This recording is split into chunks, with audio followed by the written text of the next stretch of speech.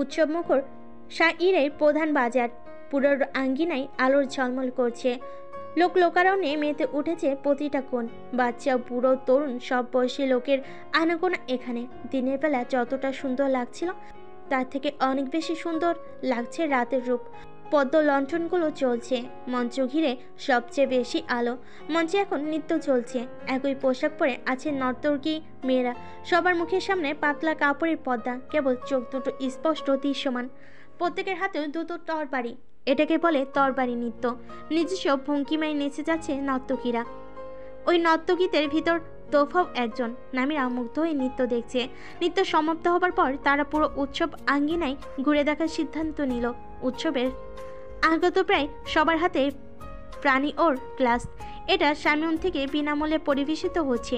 নামিরা নিজেও ছিল এই প্রাণীর তৈরির কাজে।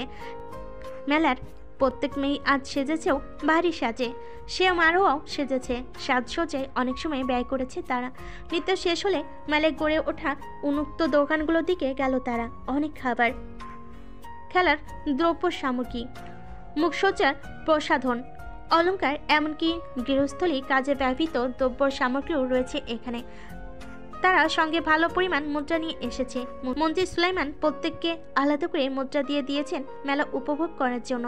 নামিরা ও মারোয়ার দুজনের মুদ্রার মারোয়ার কাছে গচ্ছিত। তার একটি মিষ্টির দোকানের সামনে থামলো। বিভিন্ন প্রকার মিষ্টি রয়েছে এখানে। তারা 3 ধরনের মিষ্টি খেলো, এরপর ছুটলো অন্যদিকে। সকালবেলা বুঝতে পারছিল না পানির পাত্র দিয়ে কি হবে। এখন দেখতে পাচ্ছি পানির পাত্রগুলোর ভাসমান প্রদীপ জ্বালানো হয়েছে। খুব সুন্দর লাগছে দেখতে। মেলায় এক এক প্রাঙ্গণ থেকে এক এক রকম ঘ্রাণ পাওয়া যাচ্ছে। কোথাও ফুলে, কোথাও খাবারের। মেলার এক প্রান্তে সার্কাস দেখানো হচ্ছে, যা আগে খেয়াল করেনি নামিরা। আলী এতক্ষণ ধরে সার্কাস দেখানোর জায়গাটাই ছিল। ভিড়ের মাঝে নামিরা ও মারোয়া তাকে খেয়াল না করলেও সে ঠিকই খেয়াল করলো ওদের। ভিড় ভেঙে নামিরার কাছে এলো সে। নামিরা এবং মারোয়ার হঠাৎই আলীকে দেখে ভয় পেয়ে গেল। এমনকি চিনতেও পারল না, কারণ আলী মুখে মুখোশ পরে আছে। এটি সে মেলার দোকান থেকে কিনেছে। মুখোশটা কালো। হঠাৎ দেখলে ভয় পাওয়ারই কথা। আলী গলা কেমন কর্কশ বানিয়ে পড়ল। সুন্দরীরা, মেলার ভিতর এক এক করে বেরিও না, দুষ্ট লোকেরা তোমাদের চুরি করে নিয়ে যাবে। গলা কর্কশ বানিয়ে বলার কারণে নামিরা ও মারোয়া আলীর কণ্ঠস্বর ধরতে পারল না। আলীকে দুষ্ট লোক ভাবলো তারা। নামিরা মনে হলো লোকটা একদমই সুবিধা না। তার কিছু না বলে ওখান থেকে চলে যেতে নিলেই আলী এবার স্বাভাবিক কণ্ঠে বলল, আরে তোমরা কি ভাবছো আমি তোমাদের চুরি করব? আলীর কণ্ঠস্বর শুনে দুজনেই দাঁড়িয়ে গেল। পিছন ফিরে তাকালো মুখোশ পরা লোকটার দিকে। এখনো তারা নিশ্চিত নয় লোকটা আসলে আলী কিনা। নামিরা বিস্মিত গলায় পড়ল, আপনি? আলী নিজের মুখোশ সরিয়ে ফেলো। চমকে উঠলো নামিরা ও মারোয়া। এটা তো আসলেই আলী। নামিরা যদিও বিরক্ত নয়, তবুও বিরক্তি দেখানোর চেষ্টা করে পড়ল, আপনি ছদ্মবেশ ধরে আমাদের সঙ্গে রসিকতা করছেন? তোমরা কি বোকা?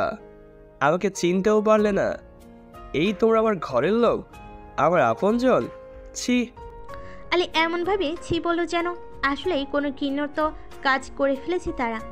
আলী হঠাৎ বলল, কি খাবে তোমরা? কিছু খাবো না, অনেক কিছু খেয়েছি আমরা। তারপর আমি তোমাদের ভাই, বাচ্চা বোনদের কিছু কিনে না দিলে আমার মান থাকবে না। আলী হঠাৎ হাতের মুখোশটা দেখিয়ে বলল, তোমরা কি দুটো মুখোশ চাও? চলো কিনে দিচ্ছি। আলী সত্যি সত্যি দুজনকে দুটো মুখোশ কিনে দিল।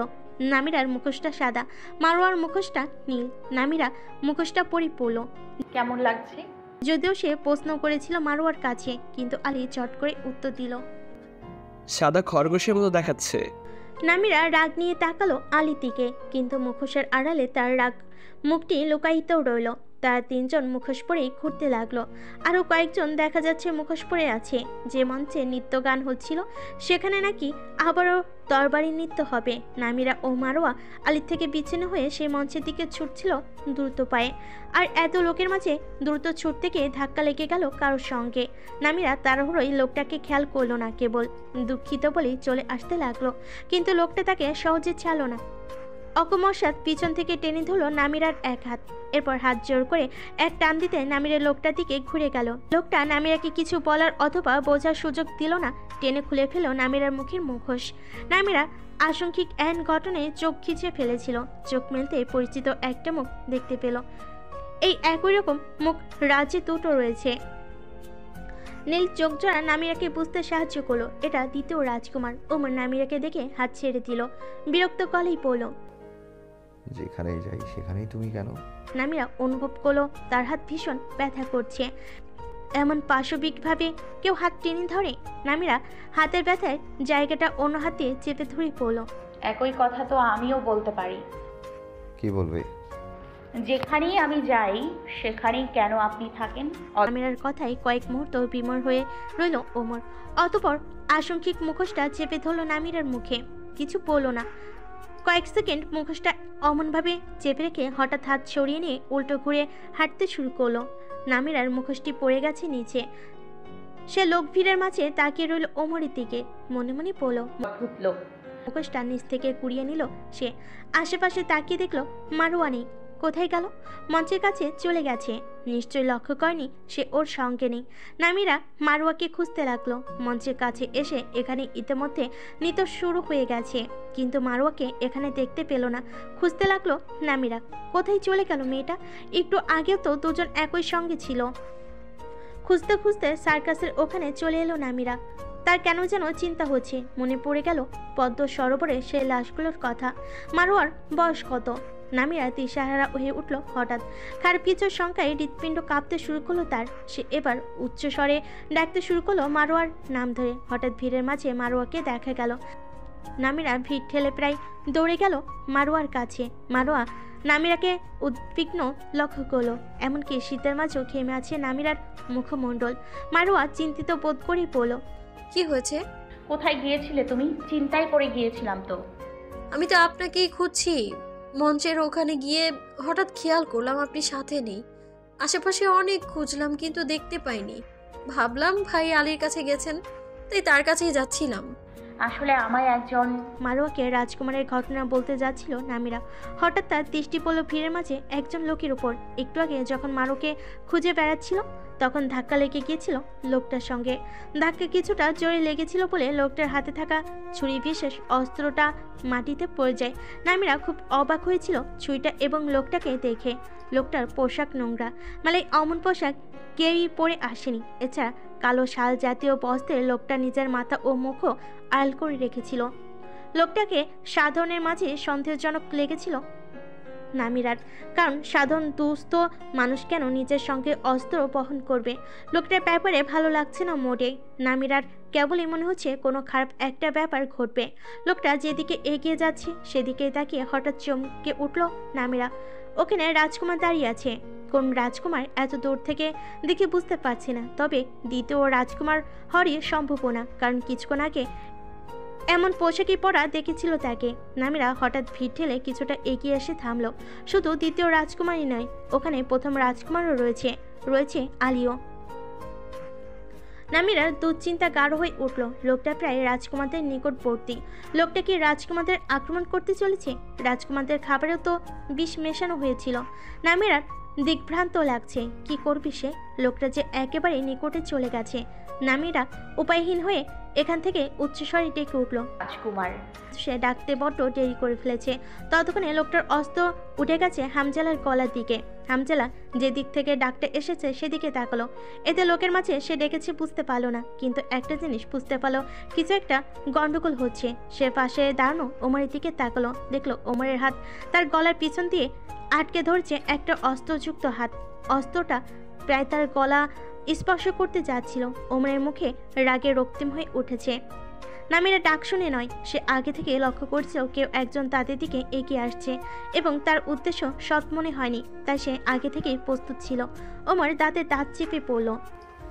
যেখানে আমি দাঁড়িয়ে আছি সেখানে দাঁড়িয়ে আমার ভাইয়ের ক্ষতি করতে চাওয়া উচিত হয়নি তোমার, বলে লোকটার হাত থেকে অস্ত্রটা নিয়ে ঢুকিয়ে দিল লোকটার পেটে। রক্ত ঝরতে শুরু করলো সেখান থেকে। নামিরাটাকে উপস্থিত কেউ সচকিত হয়ে উঠেছিল এবং তারা প্রত্যক্ষ করলো ব্যাপারটা। রাজকুমারদের সাজসজ্জা আজ অনেক সাধারণ হওয়ার ইতপূর্বে তাদের খেয়াল করেনি অনেকে। এবার খেয়াল করে তাদের মাঝে অপ্রস্তুত ভাব লক্ষ্য করা গেল। রাজকুমারদের অনুচরেরাও দাঁড়িয়েছিল পাশে। তার সবে মুহূর্তের মধ্যে এসে হাজির হয়ে গেল। হামজালার ভাইয়ের এক হাতে হাত রেখে পড়ল, ঝামেলা করো না, দূরে নিয়ে যাও। দুজন অনুচর দুদিক দিয়ে আঁকড়ে ধরল লোকটাকে, টেনে নিয়ে যেতে লাগলো। ওমরের পিছন পিছন আলীও আসছিল। ওমর বলল, এসো না। আলীর আর সাহস হলো না ওমরের পিছনে যাওয়ার। সে ফিরে আসলো হামজালার কাছে। হামজালা নির্বিকার, যেন কিছুই হয়নি।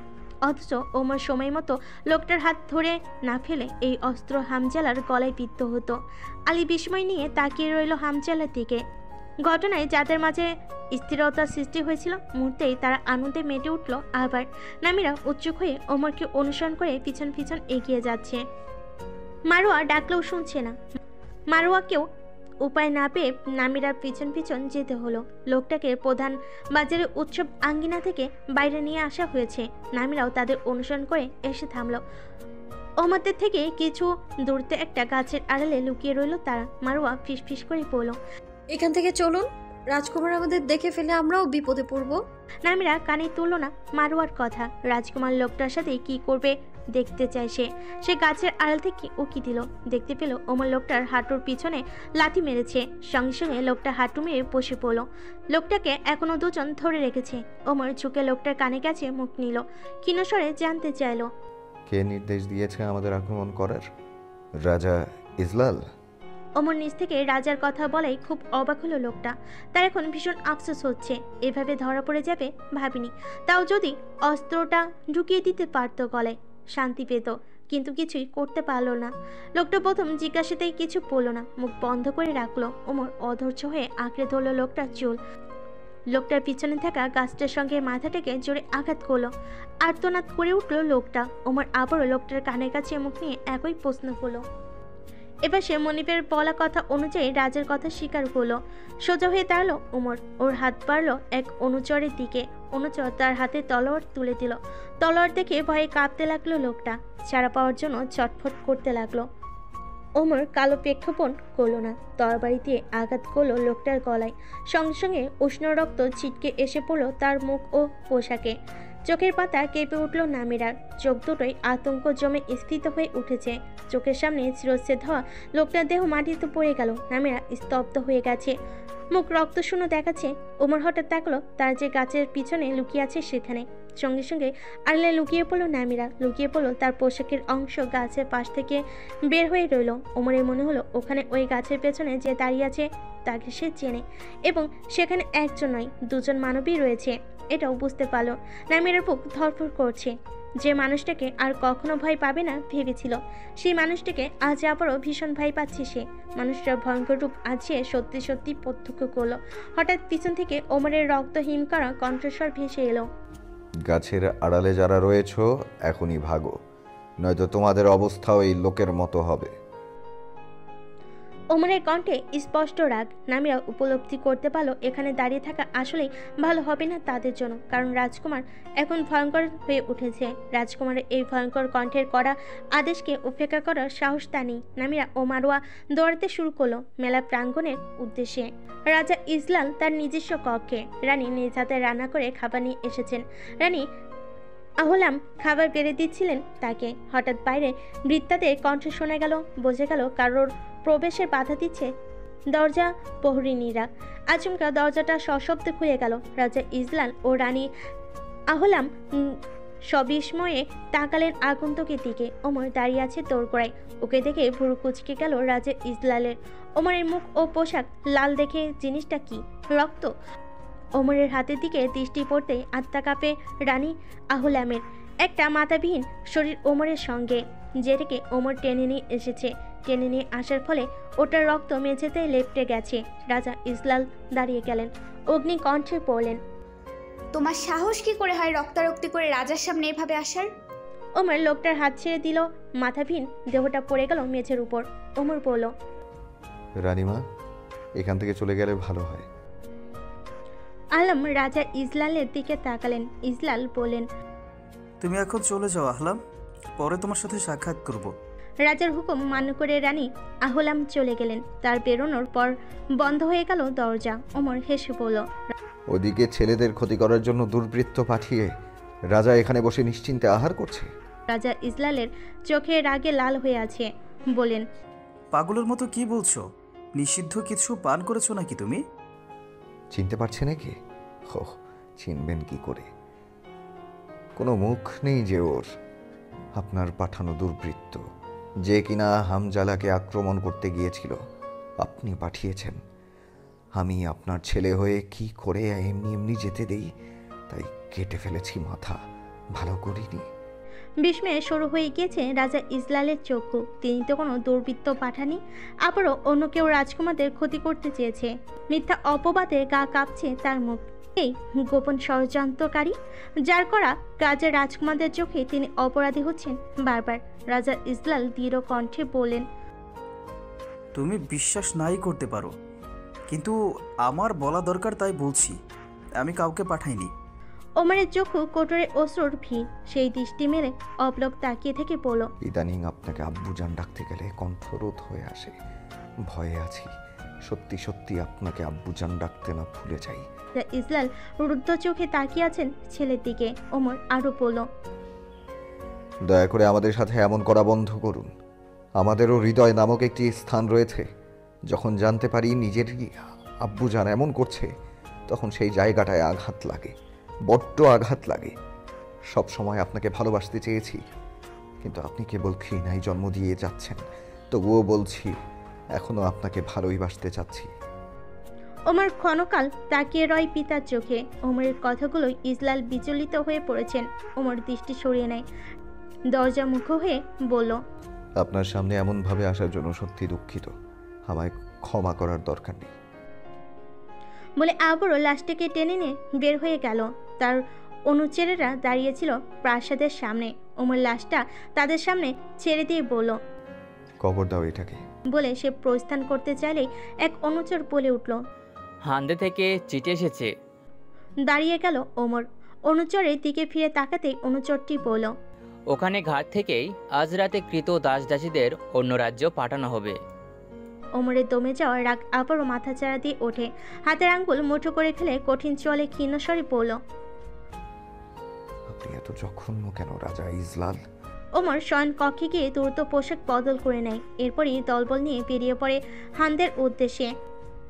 একজন কৃতদাস দাসীও সে এভাবে অন্য রাজ্যে পাঠাতে দেবে না। কৃতদাস দাসী পাচার একটি জঘন্য অপরাধ, আর সেই জঘন্য অপরাধে স্বয়ং রাজা নিজে জড়িত।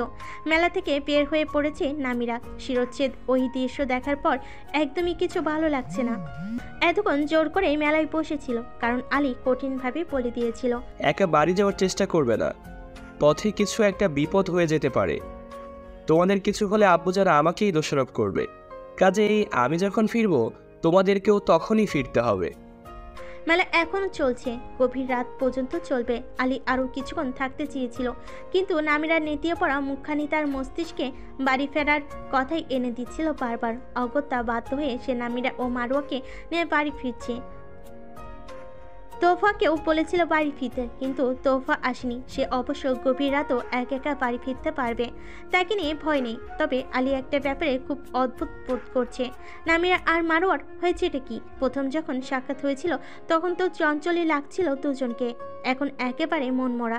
ব্যাপারটা মোটেও স্বাভাবিক না। আলী চিন্তাবোধ করে বলল, তোমাদের কে কিছু বলেছে? নামিরা নাবোধক মাথা নাড়ল। তাহলে কি হয়েছে? মনে হচ্ছে কেউ তোমাদের ঠোঁট সেলাই করে দিয়েছে। নামিরা দাঁড়িয়ে গেল হঠাৎ, আলীর দিকে তাকালো। এতক্ষণ অবধি মুখ বন্ধ করেছিল সে, এই প্রথম মুখ হলো। আমরা দেখেছি কি দেখেছো? ওই লোকটাকে শিরোচ্ছেদ করা হয়েছে, দ্বিতীয় রাজকুমার করেছে। কোন লোকটা? প্রশ্ন করার পর আলী নিজেই বুঝতে পারলো নামিরা কোন লোকের কথা বলছে। আলী বলল, তোমরা কিভাবে দেখেছো? রাজ পরিবারের কোনো কাজে নাক না গলানোই ভালো, সাবধান করে দিচ্ছি। হাঁটতে শুরু করলো। নামিরা ও মারোয়াও আলীকে অনুসরণ করছে। নামিরা বলল, রাজকুমারদের কে মারতে চায় আপনি জানেন? আশ্চর্য কথাবার্তা, আমি কিভাবে জানবো? যে মারতে চাই সে কি আমার খালাতো ভাই? আমার সাথে পরামর্শ করে নিয়েছে?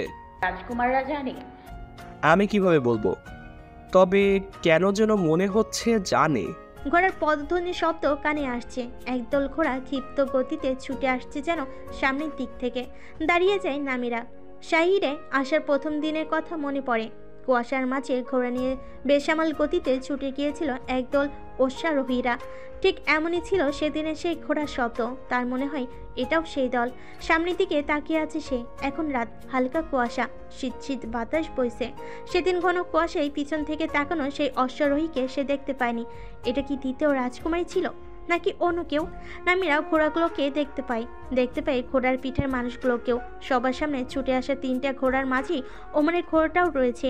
নামিরা দেখতে পেল ওমরকে, তবে সেও বুঝতে পারল না ওটা অমর নাকি হামজালা। ঘোড়াগুলোর ক্রমশ নিকটবর্তী হচ্ছে। রাস্তা থেকে সরে পড়ছে আলী ও মারোয়া। নামিরাও সরে আসবে, এটাই স্বাভাবিক, কিন্তু অদ্ভুতভাবে রাস্তার মাঝখানে দাঁড়িয়ে আছে এখনো। আলী ও মারোয়া অবাক হলো। কি করছি নামিরা? মারোয়া ডাকলো নামিরাকে, কিন্তু নামিরা সরছে না। আর একটু সময় যদি ও দাঁড়িয়ে থাকে তবে তো মারা পড়বে। আলী এগোনো দিচ্ছিল মারোয়ার দিকে, কিন্তু নামিরা হঠাৎ নিচ থেকে সরে পড়লো। সঙ্গে সঙ্গে নামিরার দাঁড়িয়ে থাকা জায়গাটা অতিক্রম করে গেল ঘোড়াগুলো। নামিরা তাকিয়ে আছে ওমরের দিকে। কেন যেন মনে হচ্ছে মানুষটা ফিরে তাকাবে, কিন্তু না, তেমনটা হলো না। কেউই ফিরে তাকালো না। নামিরা ঘোড়াগুলোর দিকে তাকিয়ে আছে। তার মনে হয় এটা দ্বিতীয় রাজকুমারী। আলীর ঝাঁঝালো কণ্ঠ শোনা গেল। তুমি এত অদ্ভুত কেন? হ্যাঁ, আমার তো মনে হয়েছিল তুমি বোধহয় মৃত্যুবরণ করার জন্য দাঁড়িয়েছিলে, কিন্তু না, ঠিক সময় সরে পড়লে একদম। যদি সরেই আসবে তাহলে দাঁড়িয়েছিলে কেন? তোমাকে বাঁচাতে গিয়ে রাস্তায় উঠে পড়লে তো আমি মারা পড়তাম। তুমি ঠিকই সরে যেতে, আমি পারতাম না। একটুর জন্য বেঁচে গেছি। তুমি কি আমাকে মারতে চাও? এটাই তোমার পরিকল্পনা? নামিরা কোনো প্রত্যুত্তর করল না। রাস্তা থেকে সরে যেতে হবে এটা অবশ্যই তার মাথায় ছিল। সে শুধু বোঝার চেষ্টা করছিল ওটা ঠিক কোন রাজকুমার। আলী হঠাৎ দূর থেকে তাকিয়ে পড়ল। নিশ্চয়ই কোনো ঝামেলা হয়েছে। রাজকুমার নিজেই কি আস্ত একটা ঝামেলা নয়? মুখ সামলে কথা বলো, তোমার সাহস মন্দ নয়। আর একবার রাজকুমারদেরকে নিয়ে কিছু বললে তোমাকে কঠিন শাস্তি দেব। আপনার গায়ে লাগছে কেন? সে আমাদের রাজকুমার, একজন সচেতন প্রজা হিসেবে এটাই আমার দায়িত্ব। তোমার রাজ্যে রাজকুমারদেরকে নিয়ে বাজে মন্তব্য করলে তোমার কি খুব ভালো লাগতো? আমাদের রাজ্যে কোনো রাজকুমার নেই। আলী ও মারোয়া চমকে তাকালো নামিরার দিকে। নামিরা হঠাৎ তাদের এমন দৃষ্টির মানে বুঝলো না। কি ভুল বলেছে সে? প্রথমে ভুলটা না বুঝতে পারলো নামিরা, পরে ঠিকই বুঝতে পারলো ভুলটা কোথায় করেছে। তার প্রকৃত রাজ্য জেরজা, কিন্তু শাইরে তো সে আজাইরার প্রজা হিসেবে পরিচিত।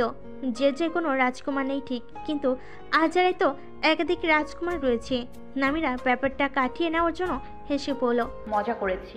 আপনার কি উচিত ছিল না একটা ক্যারেজ নেয়া? এই রাতের বেলা আমাদের হাঁটিয়ে নিয়ে যাবেন। বেশি কথা বলো না, সামনে আমি ক্যারিজ রেখে এসেছি। এত দূরে ক্যারেজ রাখলেন কেন? পাগল আপনি? আলী তপ্ত চোখে তাকালো নামিরার দিকে, কিন্তু নামিরা একটুখানিও ভয় পেল না আলীকে। আকাশে মেঘের গর্জন, বৃষ্টির ভারী ফোঁটায় স্নান করেছে শাহিরের উত্তর অঞ্চল। সন্ধ্যা থেকে টিপ টিপ বৃষ্টি পড়ছিল, ক্রমেই তা ভারী হয়ে উঠেছে। ছাতা মাথায় নিয়ে বাড়ি ফিরছে এক দোকানি। ছাতা থাকলেও সে ভিজেছে। ছাতার কেবল মাথাটাকেই বৃষ্টির পানি থেকে রক্ষা করতে পারছে। অন্ধকার পথে লণ্ঠন সাথে বৃষ্টির শব্দ নিয়ে বাড়ি ফিরছে সে।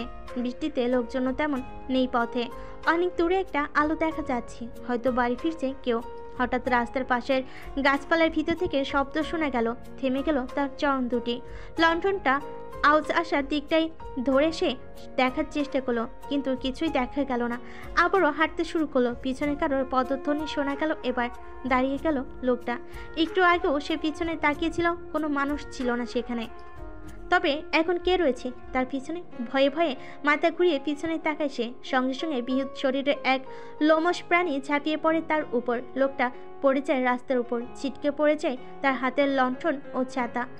লণ্ঠন দূরে গড়িয়ে গিয়ে নিভে যায়, অন্ধকার হয়ে যায় চারপাশ। সেই অন্ধকারে জন্তুটার দুটো জ্বলন্ত চোখ দেখতে পায় সে।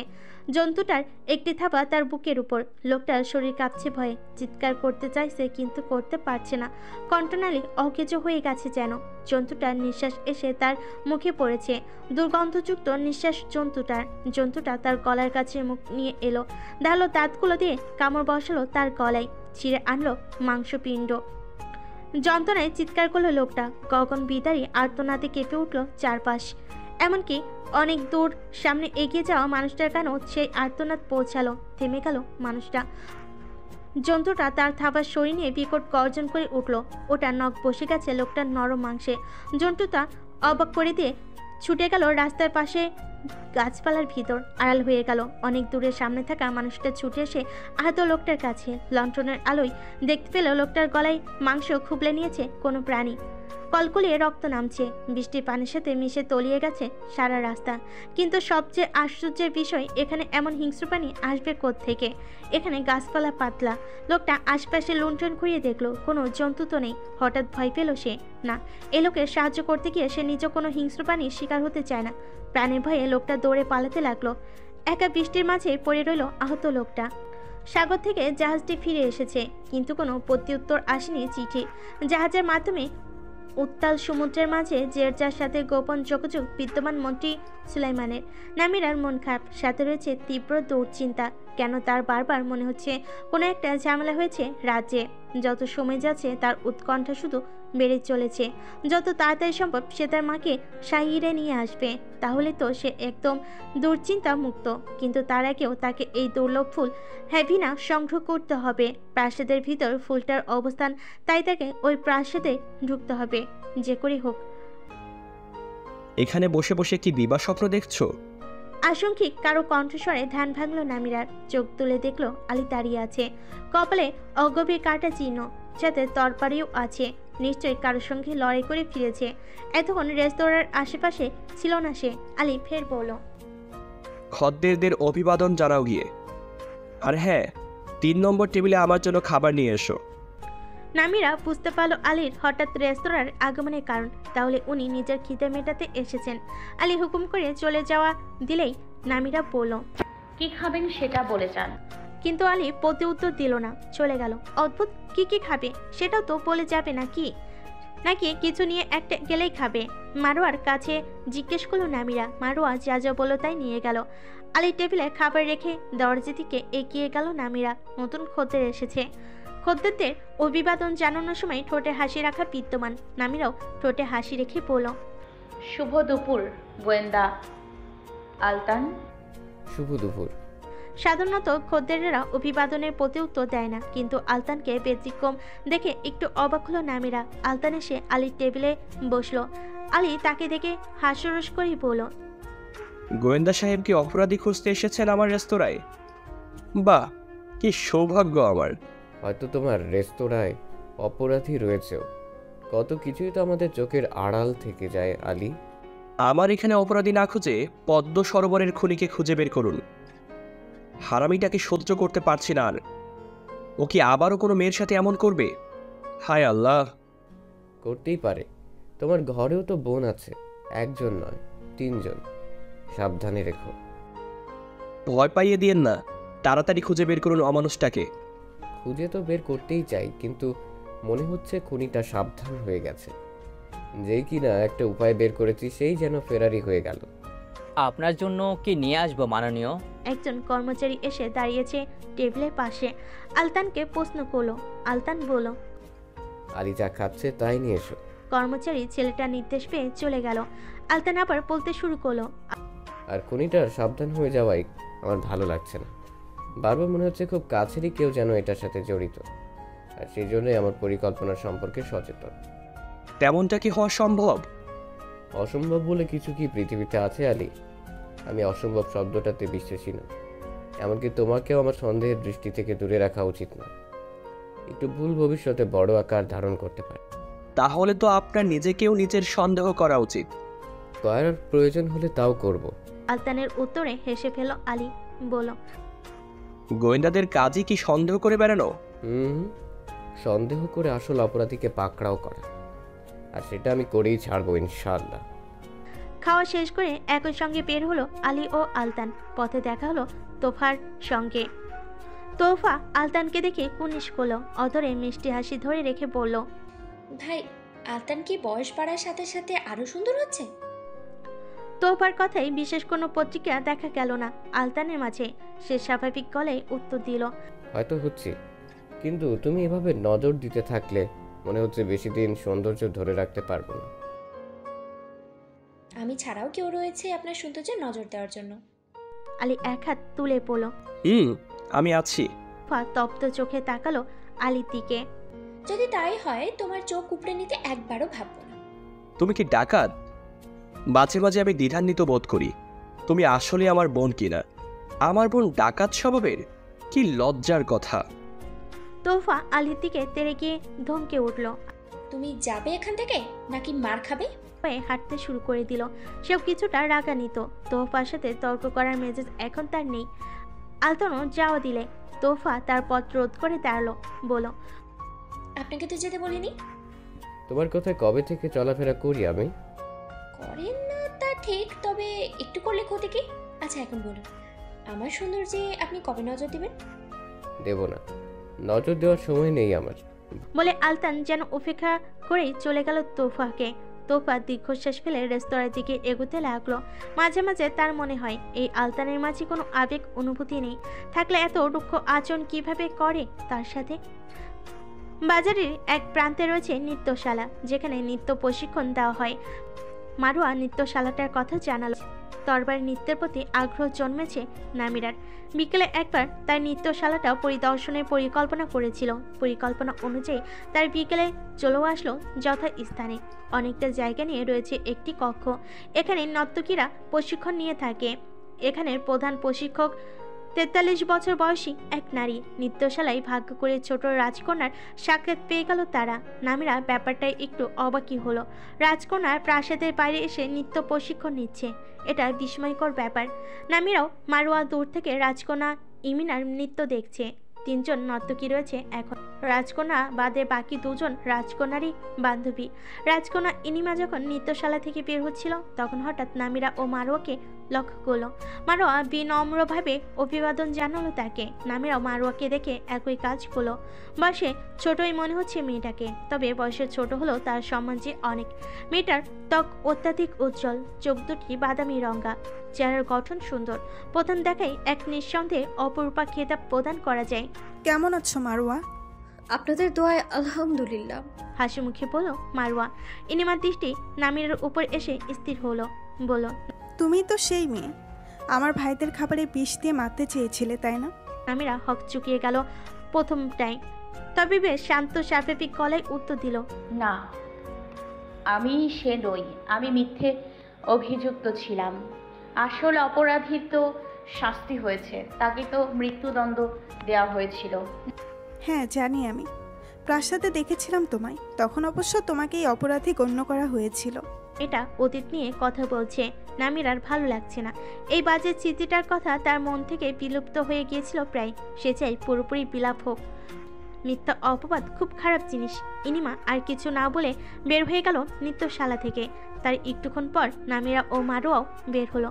তবে বের হওয়ার আগে যা শুনলো তাতে নামিরার চোখ দুটো উজ্জ্বল হয়ে উঠল।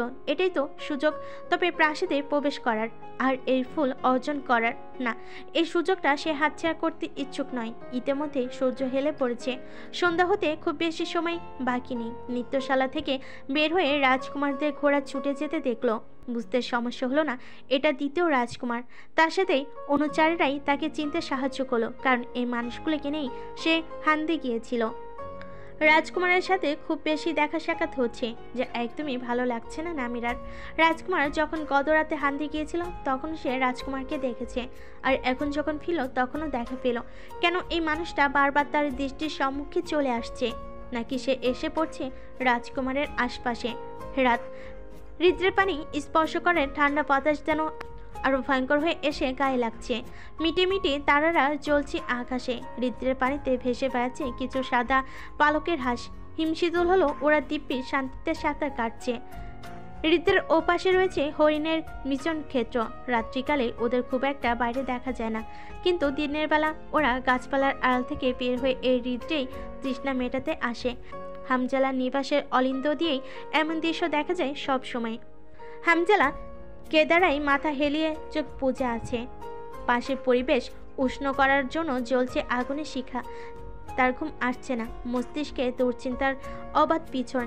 মেলার দিন থেকেই তার ঘুম হারিয়ে গেছে। ক্রেতাদের ক্ষতি করার জন্য এত উতলা হয়ে উঠেছে। এই চিন্তাটা বড্ড জ্বালাচ্ছে তাকে। মস্তিষ্কে যার কথা বারবার আসছে সেটা সে মানতে চাইছে না। সে শুনেছে ওমরও সেই মানুষটার কাছে গিয়েছিল মাথাবিহীন লাশটা নিয়ে, মানুষটার সাথে খারাপ আচরণ করেছে এমনও শোনা গেছে। ওমরকে নিয়ে নিন্দা হচ্ছে প্রাসাদে। ওমরের সাথে কথা বলার সুযোগ হয়নি সেই রাতে। হান্দে চলে গিয়েছিল, ফিরেছে আজ সন্ধ্যায়। প্রাসাদে দেখা হয়েছিল কিন্তু তেমন কথা হয়নি।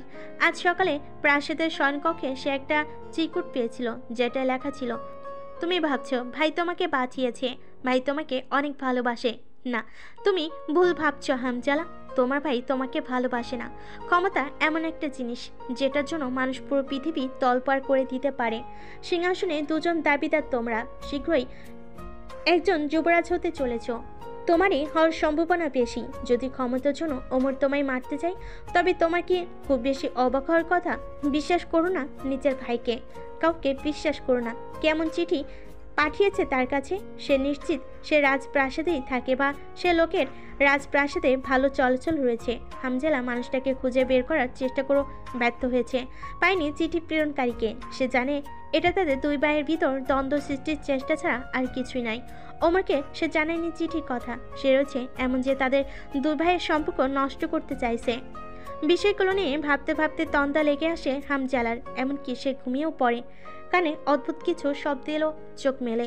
আর চোখ মেলে নিজেকে যেখানে দেখলো তার জন্য একদমই প্রস্তুত ছিল না। ধরফড়িয়ে উঠিয়ে বসলো হামজালা। সে বসে আছে মাটির উপর। আশপাশে তাকিয়ে দেখলো রাশি রাশি গাছপালা, মাথার উপর গোলাকার চন্দ্রকিরণ ছড়াচ্ছে। এটা কিভাবে সম্ভব? সে তার নিবাসের অলিন্দে ছিল, তাহলে এখানে এলো কিভাবে? কিছু ভাবতে পারছে না হামজালা। উঠে দাঁড়ালো। এটা কোথাকার জঙ্গল? এদিক ওদিক ছুটতে লাগলো সে, কিন্তু গাছপালা ছাড়া আর কিছুই দেখা পাচ্ছে না। পিছন থেকে হঠাৎ হারহিম করা কোনো পশুর গর্জন ভেসে এলো। সঙ্গে সঙ্গে পিছনে ফিরল সে। চাঁদের আলোয় দেখতে পেল তার সামনে দুই পায়ে দাঁড়িয়ে আছে একটা জন্তু।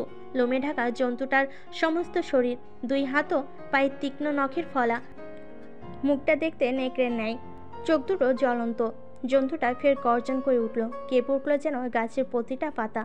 না, এটা আর 10টা জন্তুর মতো নয়, অদ্ভুত দেখতে। হামজালা বড় বড় চোখ মেলে তাকিয়ে আছে জন্তুটার দিকে।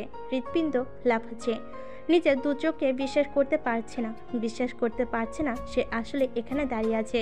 জন্তুটা আশঙ্কিক নিজের বৃহদায়তন শরীরটা নিয়ে ঝাঁপিয়ে পড়ল হামজালার উপর। হামজালা ওটার ভারে আবারও পড়ে গেল মাটিতে। জন্তুটার দুর্গন্ধযুক্ত নিঃশ্বাস মুখে এসে পড়ছে। দম বন্ধ হয়ে আসছে হামজালার। জন্তুটা কামড় বসিয়ে দিল হামজালার বুকের বাঁ পাশে।